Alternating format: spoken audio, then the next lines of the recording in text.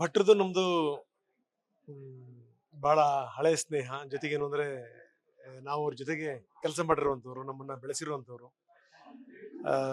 ಅವರಿಗೆ ಅದು ಯಾವಾಗ ಬರೆಯಕ್ಕೆ ಟೈಮ್ ಸಿಗುತ್ತೋ, ಅವರಿಗೆ ಅದು ಯಾವಾಗ ವಿದೇಶ ಸುತ್ತಕ್ಕೆ ಟೈಮ್ ಸಿಗುತ್ತೋ, ಯಾವಾಗಲೂ ಕೂಡ ಕಾಲಿಗೆ ಚಕ್ರ ಕಟ್ಕೊಂಡಿರೋ ರೀತಿನಲ್ಲಿ ಅವರು ಓಡಾಡ್ತಾನೆ ಇರ್ತಾರೆ. ರೆಕ್ಕೆ ಕಟ್ಕೊಂಡಿರೋ ರೀತಿನಲ್ಲಿ ದೇಶಗಳಿಂದ ದೇಶಗಳಿಗೆ ಹಾರಾಡ್ತಿರ್ತಾರೆ. ಜೊತೆಗೆ ಪೆನ್ ಇಟ್ಕೊಂಡ್ಬಿಟ್ರೆ ನಾನು ತುಂಬಾ ಹತ್ತಿರದಿಂದ ಗಮನಿಸಿದ್ದೀನಿ.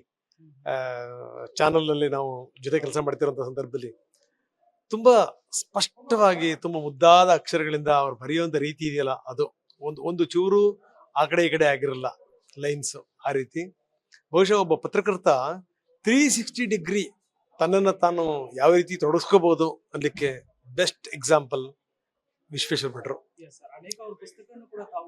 ಹೌದು, ಪುಸ್ತಕ ಓದಿರೋದು ಮಾತ್ರ ಅಲ್ಲ, ನನಗೆ ನಾನೇನು ಅಲ್ಲ ಆಕ್ಚುಲಿ ಭಟ್ರ ಸಾಧನೆ ಎದುರುಗಡೆಗೆ.